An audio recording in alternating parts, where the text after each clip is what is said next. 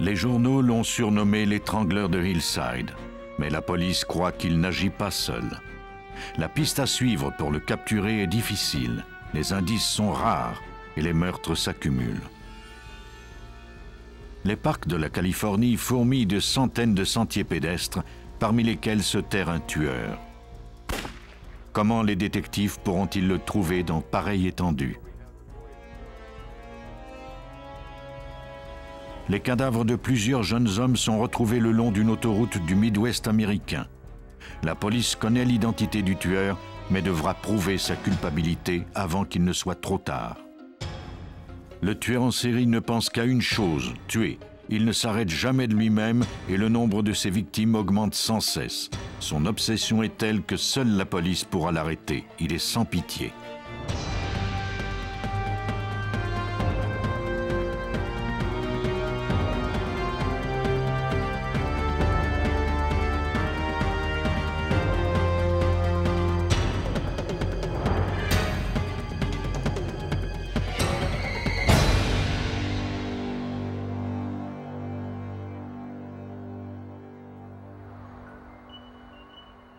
Le jour de l'Halloween 1977. Près des collines qui bordent le nord de Los Angeles, un homme fit une macabre découverte.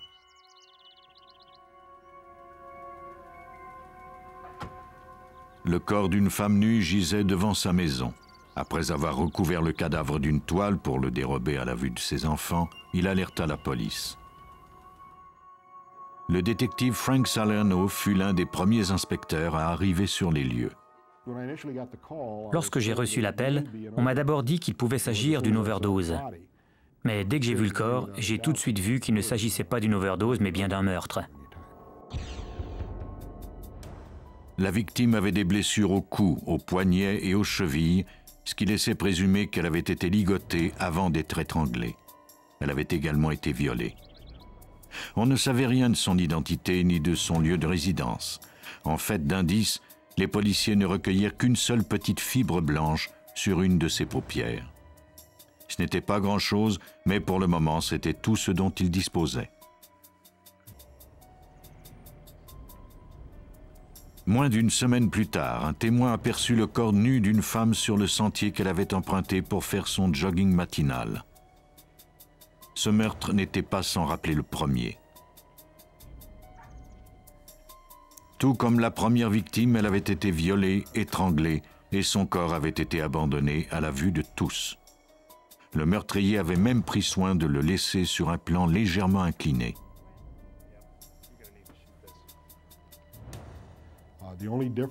La seule différence entre les deux meurtres était l'identité des victimes. Il y avait les mêmes marques aux poignets, les mêmes marques aux chevilles au centimètre près. Il y avait également les mêmes marques de strangulation au cou.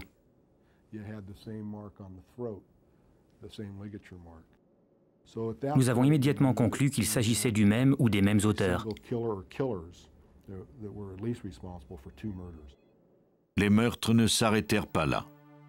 Les médias ignoraient que la police était à la recherche de deux suspects et ils surnommèrent le meurtrier l'étrangleur de Hillside. Le 20 novembre, un garçon de 9 ans qui jouait au ballon près de chez lui aperçut ce qu'il croyait être deux mannequins.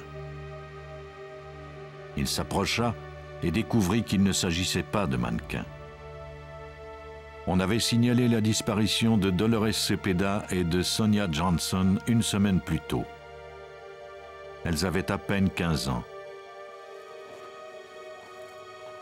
Leur meurtre ressemblait en tout point aux deux autres meurtres attribués à l'étrangleur.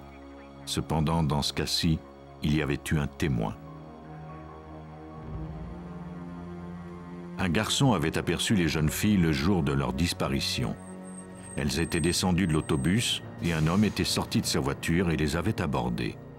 Le garçon n'avait pas pu voir le visage de l'homme, mais il se rappelait que la voiture était une berline d'une bonne taille. La directrice de l'école que fréquentaient les jeunes filles les connaissait très bien et elle était convaincue qu'elle n'aurait jamais suivi un inconnu, à moins que ce dernier ne démontre qu'il travaillait pour la police. Les médias avaient énormément parlé de l'étrangleur de Hillside et tous les élèves étaient sur le qui-vive. Le 28 novembre, pendant la fête du Thanksgiving, l'étrangleur de Hillside ne s'offrit pas de répit. Les parents de Lauren Wagner furent pris de panique lorsqu'ils constatèrent que leur fille n'était pas rentrée à la maison la veille au soir. Ils furent d'autant plus inquiets lorsqu'ils s'aperçurent que son auto était pourtant garée devant. Que s'était-il donc passé après son retour? Un voisin déclara avoir aperçu Lauren garer sa voiture vers 21 h. Elle avait été suivie par une autre voiture. 2 hommes en étaient sortis et l'avaient abordée. Selon le voisin, les 2 hommes ne semblaient cependant pas être des policiers. Lauren était montée à bord de leur voiture et ils étaient partis tous les 3. Son corps fut retrouvé le lendemain.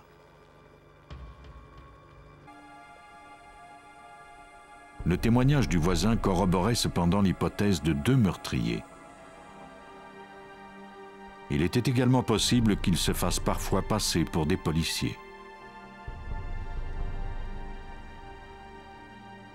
6 semaines plus tard, on découvrit le corps d'une prostituée de 18 ans. Les meurtriers semblaient narguer la police. Ils avaient abandonné le corps sur le flanc d'une colline avec l'hôtel de ville pour toile de fond. C'était comme s'ils voulaient nous dire qu'ils n'avaient pas abandonné. Ils agissaient en toute impunité. Ils pouvaient faire ce qu'ils voulaient quand ils le voulaient. Les détectives apprirent bientôt que la prostituée s'était rendue à un appartement ce soir-là. Ils y trouvèrent des empreintes qui appartenaient peut-être à l'un des meurtriers. Malheureusement, ces empreintes n'étaient pas répertoriées dans leur base de données. Puis, les meurtres cessèrent aussi soudainement qu'ils avaient commencé. Il était impossible de poursuivre l'enquête avec si peu d'indices. La seule alternative était d'attendre. Après un règne de terreur de 4 mois, un calme inquiétant s'abattit sur Los Angeles. L'étrangleur de Hillside pouvait recommencer à tout moment. Mais où et quand?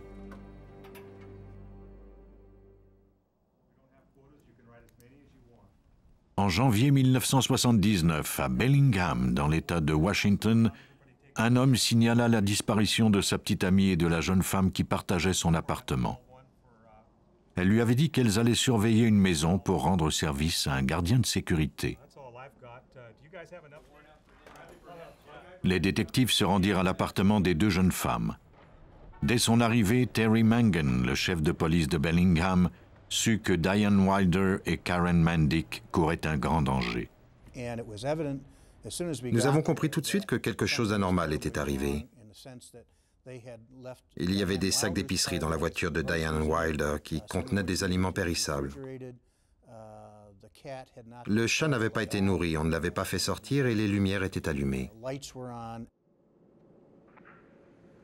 Il était encore trop tôt pour déterminer quels indices allaient se révéler importants par la suite. Les policiers recueillirent tout ce qu'ils purent, notamment la carte de visite d'un gardien de sécurité du nom de Kenneth Bianchi et une note où Diane Wilder avait écrit que Bianchi avait téléphoné.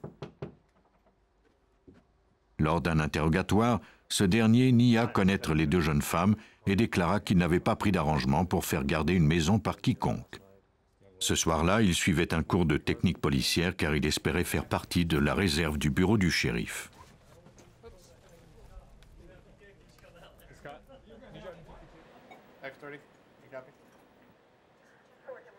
Quelques heures plus tard, les policiers reçurent l'appel qu'ils redoutaient. Quelqu'un avait aperçu une voiture abandonnée près d'un chantier de construction désert. À l'intérieur se trouvaient les cadavres de Diane Wilder et de Karen Mandick. Elles avaient été étranglées. Elles avaient vraisemblablement été tuées à un autre endroit. Celui qui les avait abandonnées sur le chantier avait pris soin de bien essuyer la voiture. Il n'avait laissé aucune empreinte digitale. Diane Wilder and Karen Mandick, both of them Western Washington students. L'expert Bob Knudson de la police de Bellingham examina la scène. Notre première impression, c'était qu'il ne s'agissait pas d'un amateur. Il avait déjà tué. Mais les meurtriers d'expérience ne sont pas infaillibles.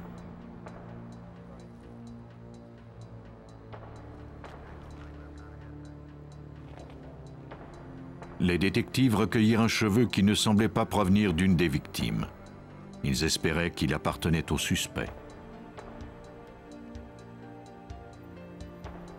Il y avait des fibres dorées qui provenaient sans doute d'une moquette sur les vêtements et une des chaussures d'une victime. Cette moquette se trouvait peut-être sur la scène du crime. Comme cette couleur est plutôt populaire, retrouver sa provenance serait difficile. Les détectives disposaient cependant d'une adresse qu'une des jeunes femmes avait laissée dans le coffre à gants de la voiture. Pendant l'examen de la voiture, les experts avaient également remarqué un autre détail. Des tiges de bruyère fraîches étaient encore coincées en dessous.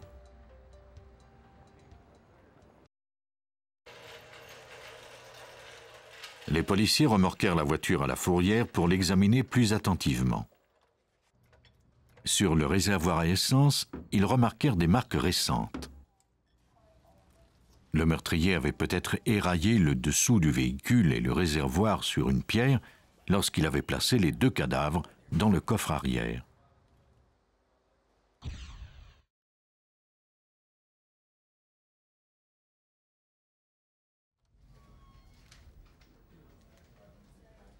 Des éraflures, quelques tiges de bruyère et des fibres de moquette dorées. Tous les éléments de l'intrigue étaient là. Mais que signifiait-il exactement? Les policiers se rendirent à l'adresse trouvée dans la voiture. Il s'agissait d'une maison vide. Par la fenêtre, on pouvait voir que la moquette était dorée. Ils téléphonèrent à l'entreprise de sécurité qui était chargée de sa surveillance et découvrirent qu'il s'agissait de l'entreprise pour laquelle Kenneth Bianchi travaillait. On leur apprit que la clé de la maison qui devait se trouver au dossier avait disparu. Pendant que la police obtenait les autorisations requises pour pénétrer dans la maison, les experts examinèrent les environs. Il y avait des buissons de bruyère, ça et là. Bob Knudson et Terry White se sont frayés un chemin et ils ont alors aperçu des marques récentes sur une pierre qui se trouvait dessous. Plus tard, nous avons bien vu que les marques correspondaient à celles qui se trouvaient sur le réservoir à essence.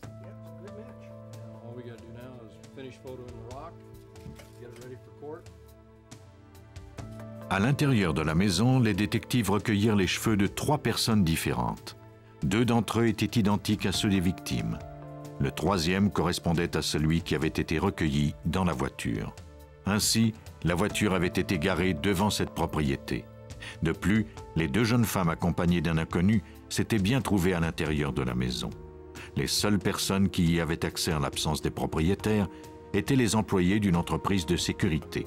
Kenneth Bianchi était à nouveau leur suspect numéro 1. Les policiers obtinrent un mandat de perquisition de sa maison. Ils espéraient trouver des indices reliés au meurtre. Mais au lieu de cela, ils découvrirent un lot d'objets volés dans le sous-sol. Ces objets allaient au moins leur permettre d'arrêter Bianchi et de le détenir jusqu'à ce qu'on trouve assez d'indices pour prouver son implication dans les meurtres. Les détectives apprirent alors que Bianchi ne s'était jamais présenté au cours de techniques policières le soir de la disparition de Wilder et Mandic. Ils procédèrent à son arrestation. Les cheveux découverts dans la voiture et la maison vide étaient bien les siens. Ils s'étaient donc trouvés aux 2 endroits.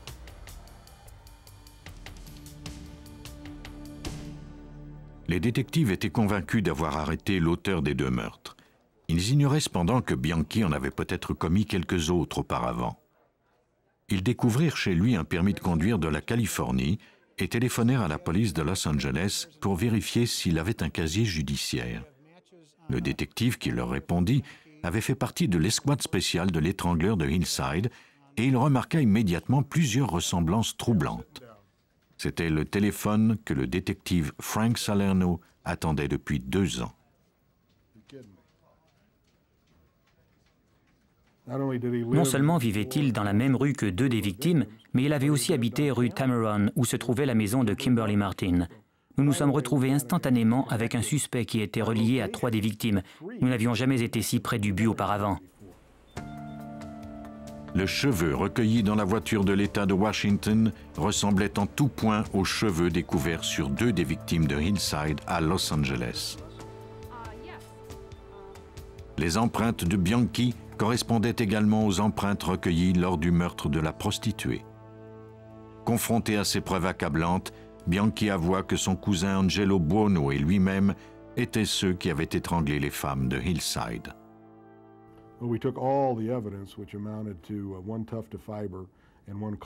Nous avons réuni tous nos indices, qui n'étaient en fait que quelques fibres, et nous avons perquisitionné la maison et l'atelier d'Angelo Buono. Les experts y recueillirent des fibres identiques à celles qui avaient été découvertes sur 2 des victimes.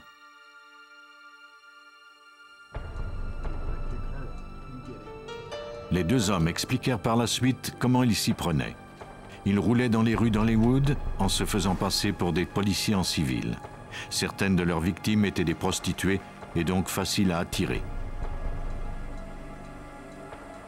D'autres femmes étaient tout simplement arrêtées sous de faux prétextes.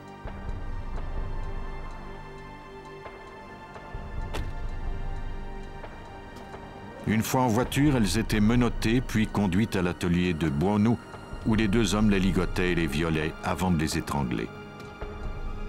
Il ne leur restait plus qu'à se débarrasser de leur corps sous le couvert de la nuit.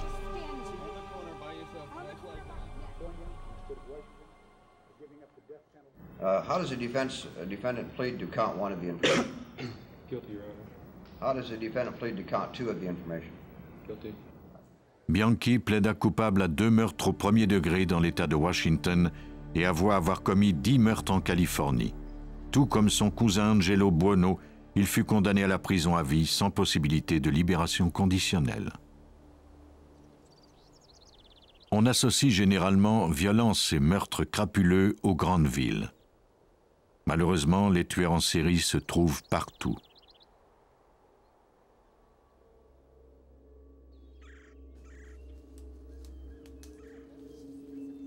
En octobre 1980, au cours d'une randonnée dans le parc du mont Tamalpais, au nord de la Californie, des jeunes femmes firent une macabre découverte.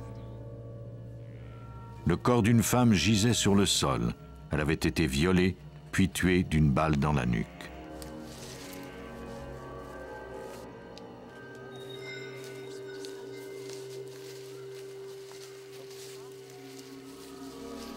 Les policiers examinèrent la scène du crime. La victime s'appelait Ann Alderson. Elle avait 26 ans. La veille, elle était venue dans ce parc pour y méditer. Elle ne devait jamais rentrer à la maison. Le détective Rich Keaton, du bureau du shérif de Marin County, menait cette enquête. Ce parc est un peu comme un sanctuaire où l'on vient se reposer. Il surplombe la baie de San Francisco. Que quelqu'un ait commis un crime si violent dans un endroit si paisible tenait presque du sacrilège.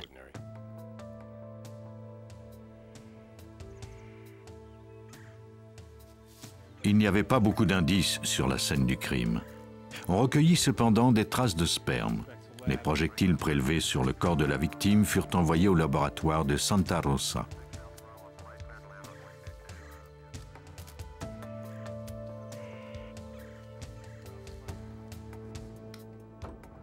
L'expert Mike Waller espérait découvrir quel type d'arme le meurtrier avait utilisé.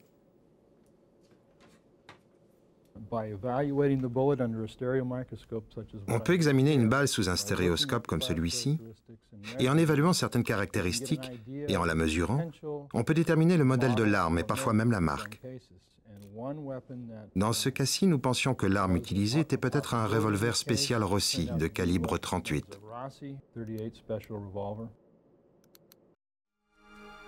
Un mois après le meurtre, des détectives recherchaient 2 femmes portées disparues sur les sentiers du parc de Point Rise à Marin County, lorsqu'ils firent une découverte inattendue.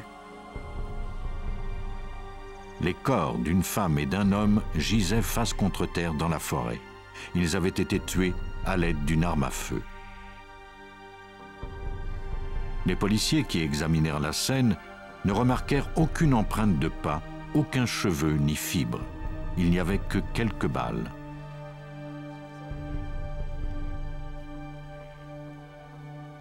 Pendant que les experts terminaient l'examen des lieux, les policiers découvrirent le corps des 2 femmes portées disparues. Elles avaient été déshabillées, violées et tuées. Le meurtrier n'avait laissé ni empreinte ni indice important. Les détectives étaient aux prises avec 5 meurtres et ne disposaient que d'une poignée de balles.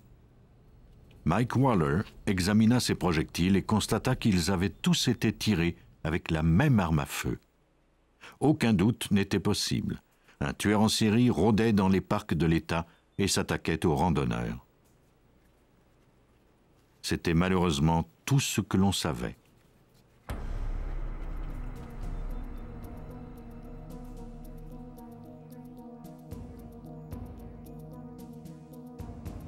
Les médias le surnommèrent Trailside Killer, le tueur des sentiers. Il était de plus en plus évident que le tueur n'en resterait pas là. Mais comment le retrouver? Il était très rusé et semblait planifier ses meurtres avec soin.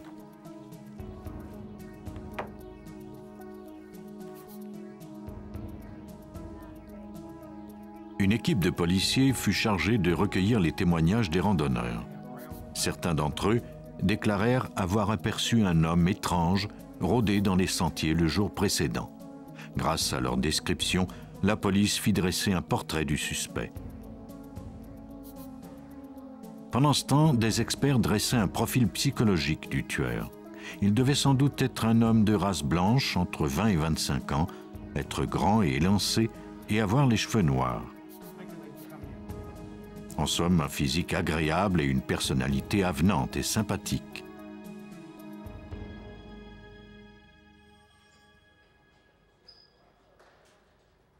Une fois le portrait terminé, il fut distribué partout au pays.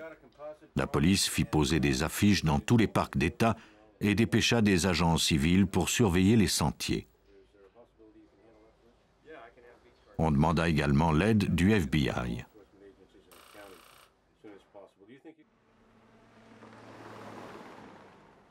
Un plan fut mis au point pour capturer le tueur. Ce plan s'appelait Code 555.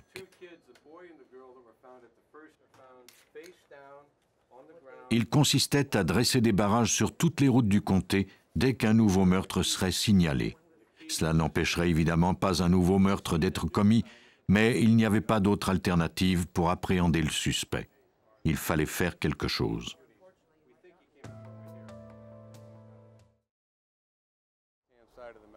Comme dans un film d'horreur, un monstre rôdait dans la forêt des montagnes du nord de la Californie. 4 mois s'étaient écoulés sans qu'il ne se produise de nouveaux meurtres, mais les détectives savaient que le tueur des bois pouvait agir à tout moment. En mars 1981, des randonneurs du parc Henry s'arrêtèrent quelques minutes à un observatoire lorsqu'ils entendirent des cris. Un jeune homme terrifié s'approcha d'eux en boitant et en criant. Il se promenait dans la forêt avec sa petite amie lorsqu'un inconnu leur avait tiré dessus. Sa petite amie était morte et le tueur était toujours en liberté dans le parc. Les policiers arrivèrent sur les lieux en quelques minutes. Malheureusement, le meurtrier semblait s'être échappé à nouveau. Le jeune homme, Stephen Hartle, fut envoyé d'urgence à l'hôpital. Les policiers avaient prévu de dresser des barrages sur toutes les routes qui traversaient le comté de Marin. Malheureusement, le tueur des bois n'avait pas frappé au même endroit. Le parc se trouvait dans le comté de Santa Cruz. Les policiers de Santa Cruz découvrirent des empreintes de chaussures sur la scène du crime.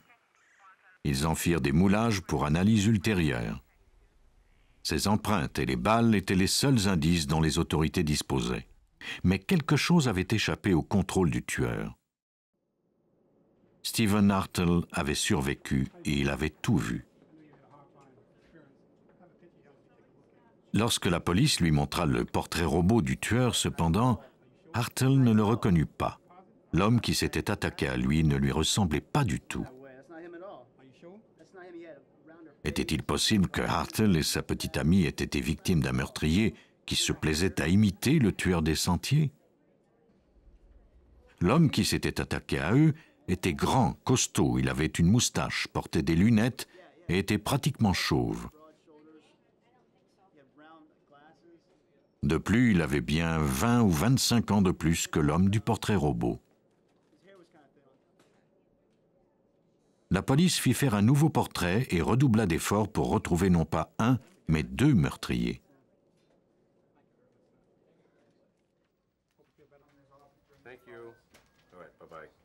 C'est alors que le détective Keaton reçut l'appel qui allait enfin le remettre sur la bonne piste. Le service balistique avait comparé les balles du comté de Santa Cruz à celles de Marin et constaté qu'elles avaient été tirées par la même arme à feu. Il n'y avait pas de jeune homme. La police avait perdu son temps à mettre au point le portrait robot du premier suspect et s'était trompée sur son apparence. Il fallait maintenant concentrer ses efforts sur la description qu'on avait faite Hartle.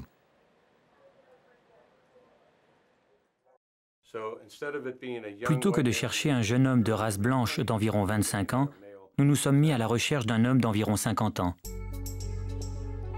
L'enquête se poursuivait. Pendant ce temps, la vie continuait son cours. Heather Skaggs se cherchait une nouvelle voiture. Son petit ami et elle avaient fait le tour des concessionnaires depuis quelques mois, mais ne trouvaient rien qui lui convenait. Elle avait alors décidé d'aller voir la voiture qu'un de ses collègues voulait vendre. Avant de partir, elle nota son numéro de téléphone. Il s'appelait David Carpenter. Heather était un peu en retard. Elle se dépêchait car elle ne voulait pas rater Carpenter. Elle dit au revoir à son ami qui la regarda partir. Elle ne devait jamais revenir. Le lendemain, lorsqu'il constata qu'elle n'était pas rentrée, il téléphona à David Carpenter pour lui demander s'il l'avait rencontrée.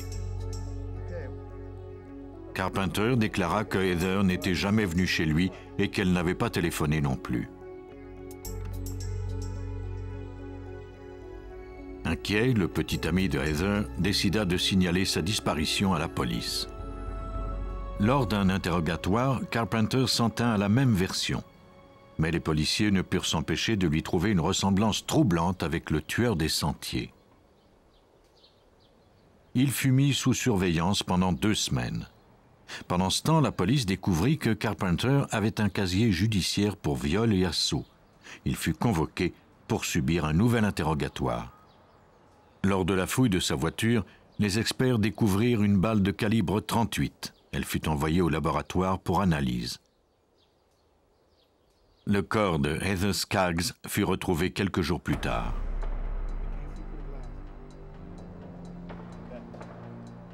Une fois sorti de l'hôpital, Stephen Hartle fut convoqué au poste de police pour participer à une séance d'identification. Il n'eut aucun mal à reconnaître l'homme qui avait tué sa petite amie. Il s'agissait bien de David Carpenter.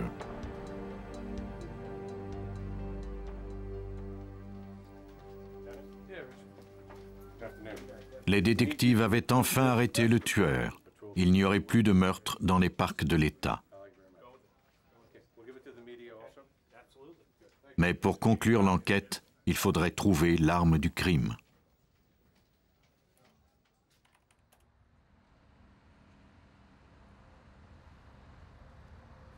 C'est alors que les policiers apprirent qu'un prisonnier qui avait connu Carpenter était prêt à parler en échange d'une remise de peine. Il leur révéla qu'il trouverait l'arme de Carpenter sous un tas de décombres dans un terrain vague de San Francisco.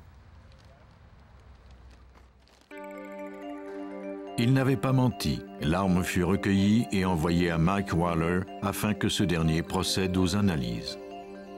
Waller tira quelques balles avec l'arme de Carpenter et les compara à celles qui avaient été recueillies sur les diverses scènes du crime.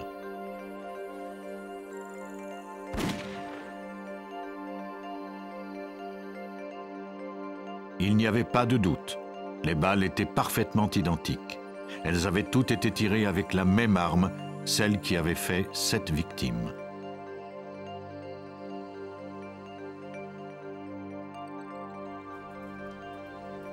En plus des analyses balistiques concluantes, les experts en sérologie démontrèrent que le sperme recueilli sur la première scène du crime provenait bien de Carpenter. De plus, ce dernier portait des chaussures dont les semelles étaient identiques à l'empreinte qu'il avait laissée sur un des sentiers. David Carpenter n'avait pas de difficulté à trouver ses victimes. Il gravissait une montagne et surveillait les randonneurs solitaires. Sachant dans quelle direction ils allaient, il pouvait aisément les surprendre. Ensuite, il les exécutait d'une balle dans la nuque. Il fut jugé coupable de 7 meurtres au premier degré et de 3 viols. Il reçut 2 condamnations à la peine de mort.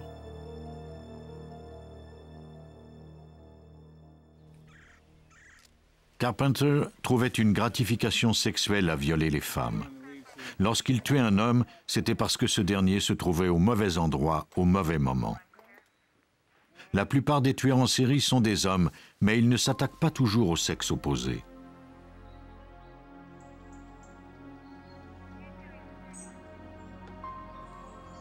Au printemps 1983, en banlieue de Chicago, dans l'Illinois, le corps d'un jeune homme fut découvert sur un terrain vague près de l'autoroute 94 à Lake County. Il avait été ligoté et torturé. On l'avait dévêtu et poignardé à maintes reprises. Il semblait s'agir d'un cas isolé. Mais quelques semaines plus tard, un autre corps fut découvert près de la même autoroute, à moins d'1 kilomètre du premier, dans des conditions similaires. Dans les 2 cas, les détectives ne disposaient que de peu d'indices pour identifier le meurtrier. 4 mois plus tard, Ralph Callies fut découvert assassiné de la même façon, abandonné près de la même section de l'autoroute. Les médias surnommèrent le meurtrier le tueur de l'autoroute. C'est sur la scène du dernier meurtre que les détectives découvrirent un indice important. Il s'agissait d'empreintes de chaussures et de pneus. Ces empreintes n'étaient peut-être pas reliées au meurtre, mais elles allaient peut-être se révéler importantes plus tard si on parvenait à découvrir un suspect.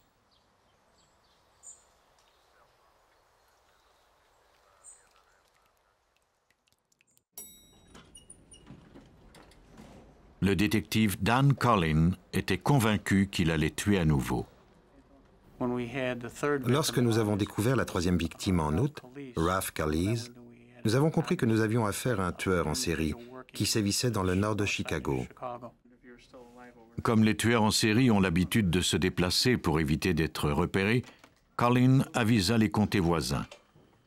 Un détective de l'Indiana fut troublé par la description des victimes de Lake County. Il était déjà aux prises avec 9 meurtres identiques qui n'avaient jamais été résolus. Les victimes avaient toutes été poignardées de la même façon et abandonnées près d'autoroutes.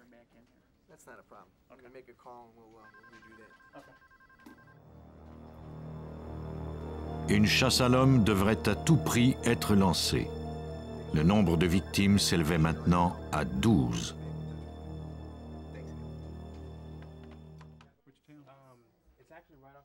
Les services de police de l'Indiana et de l'Illinois mirent leurs ressources en commun. La police de l'Indiana disposait déjà d'un suspect. Il s'appelait Larry Eyler et avait déjà été arrêté pour un meurtre similaire. Il avait été acquitté, faute de preuves.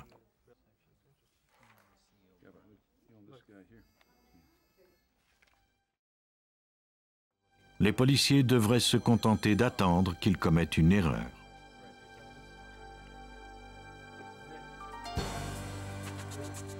La police de l'Illinois avait fait des moulages des empreintes de pneus et de semelles de la dernière scène du crime. Si les policiers de l'Indiana parvenaient à l'arrêter, il serait possible d'effectuer des comparaisons. Moins d'1 mois plus tard, ils eurent enfin leur chance.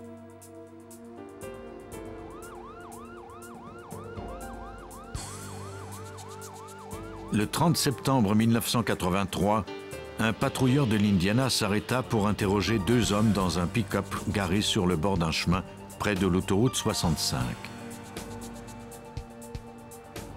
Le conducteur déclara qu'il s'était arrêté pour faire une pause. Le policier effectua les vérifications d'usage. Le conducteur s'appelait Larry Eyler. Lorsque le policier a téléphoné pour vérifier le nom, Le téléphoniste s'en est souvenu et il a appelé le sergent détective de la police d'État de l'Indiana.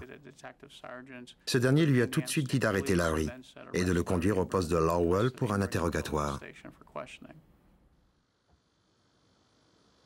Il y avait une paire de bottes dans le pick-up de Hyler, un couteau ainsi qu'un sac de cordes. Il semblait bien que la police ait arrêté le tueur de l'autoroute juste à temps. Hyler fut mis en détention provisoire et soumis à une séance d'interrogation pendant toute une journée. Il conserva son calme et nia être impliqué dans les meurtres. Pendant que des détectives le questionnaient, d'autres policiers s'affairaient à réunir des preuves à partir des objets saisis lors de son arrestation. Au laboratoire judiciaire, des experts examinaient les indices. On avait enlevé les pneus du pick-up de Larry Hyler et on en avait tiré des empreintes pour les comparer au moulage des empreintes recueillies sur la dernière scène du crime. Quelques jours plus tard, ils reçurent leurs résultats. Les empreintes de pneus correspondaient parfaitement à celles des pneus de Hyler. De même, les empreintes de semelles étaient identiques à celles des bottes réquisitionnées dans son véhicule. Le suspect s'était bien trouvé sur la scène du crime et la police pouvait maintenant en faire la preuve.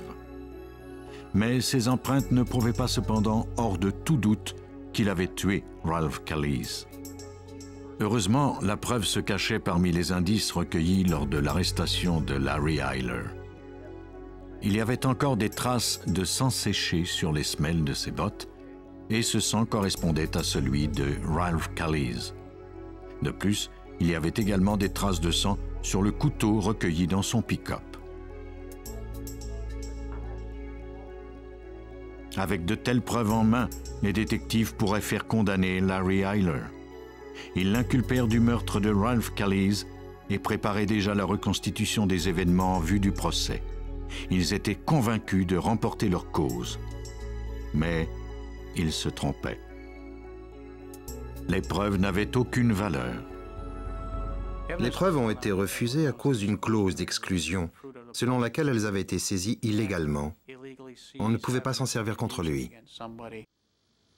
Apparemment, le sergent qui avait répondu au téléphone au patrouilleur avait mal interprété une information. La police avait demandé à ce que Hyler soit surveillé et non arrêté. L'arrestation n'était donc pas justifiée. Hyler était coupable, mais toujours en liberté. Et tout ce que la police pouvait faire était d'attendre qu'il tue à nouveau.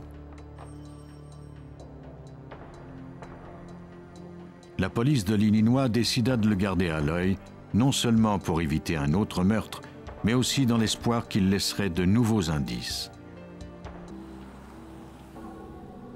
Au mois d'août 1984, le concierge d'un immeuble aperçut un homme qui résidait dans un immeuble voisin en train de mettre des sacs dans la mauvaise benne à ordures.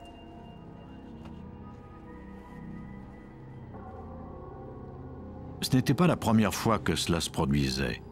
Le concierge décida donc de retirer les sacs et de les mettre dans la benne à ordures de l'immeuble voisin. Il fut confronté à l'horreur.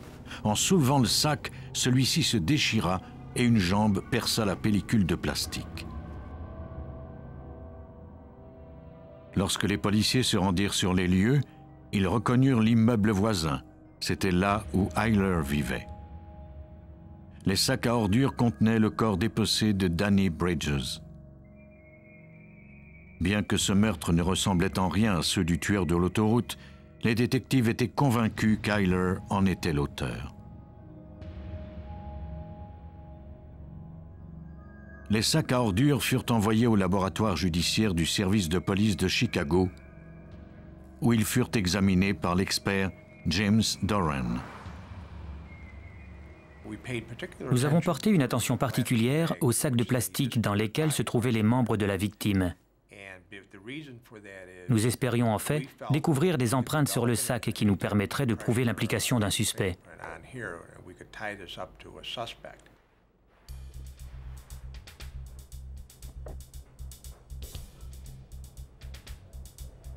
Les sacs furent soumis à la vapeur de supercolle. Doran découvrit une série d'empreintes.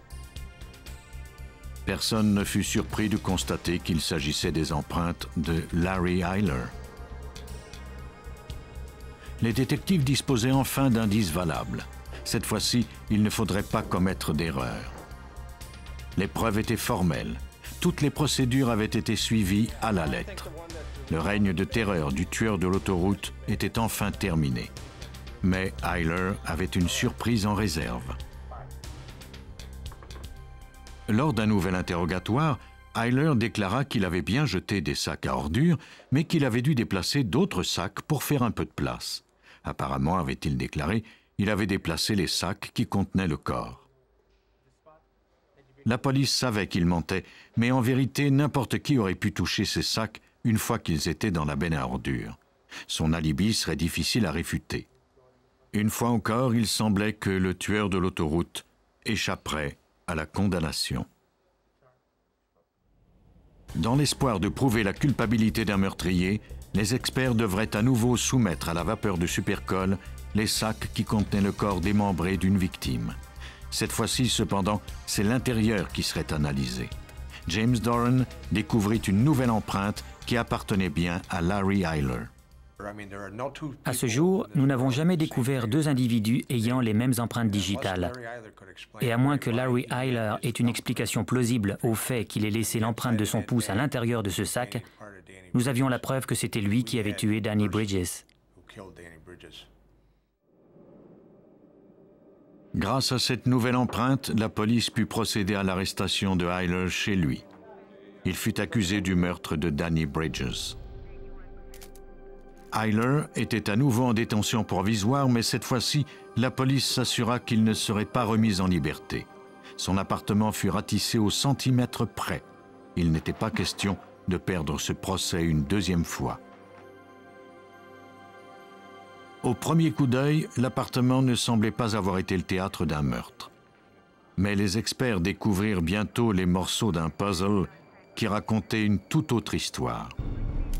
La mort de Danny Bridges était inscrite un peu partout dans l'appartement.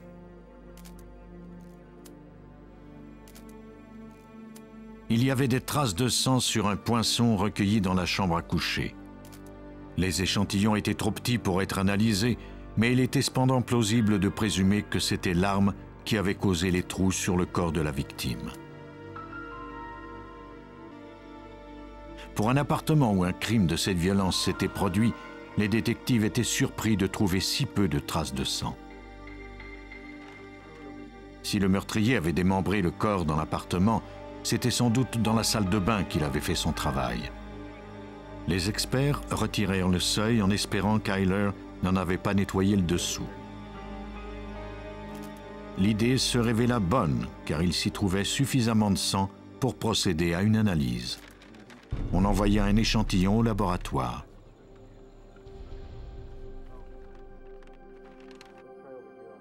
Il ne restait plus qu'à procéder à une dernière analyse.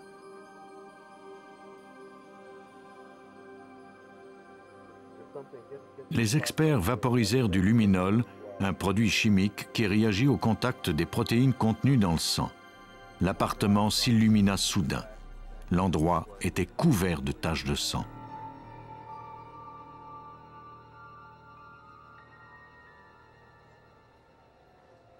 L'analyste Marion Caporusso était chargée d'analyser les indices sur la scène du crime.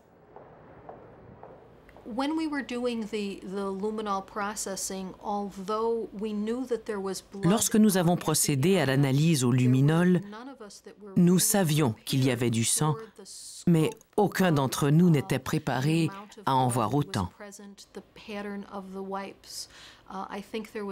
Il avait été essuyé. Le luminol nous a permis de voir exactement comment le meurtrier s'y était pris pour nettoyer la scène.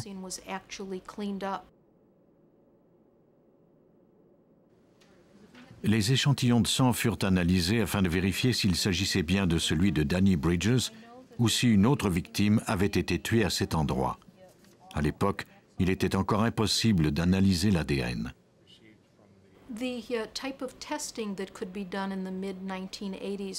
Au milieu des années 80, nous en étions aux analyses des marqueurs génétiques. J'ai effectué une analyse et découvert que le sang sous le seuil était du même type que celui de Danny Bridges. Cette combinaison particulière ne se retrouve que dans 3% de la population de race blanche. Ces statistiques ainsi que les autres indices recueillis sur la scène suffiraient à faire accuser Larry Eyler du meurtre de Danny Bridges. Il fut condamné à mort.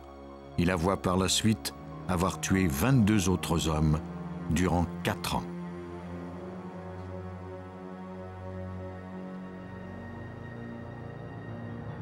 Le 21 août 1984, il avait ramassé Danny Bridges devant un bar. Plutôt que de le conduire dans un endroit isolé comme il le faisait d'habitude, il l'avait ramené chez lui. Après l'avoir ligoté, il l'avait torturé et poignardé. Il avait ensuite traîné le corps du jeune homme jusqu'à sa baignoire où il l'avait découpé en morceaux pour s'en débarrasser, puis avait nettoyé les taches de sang dans son appartement.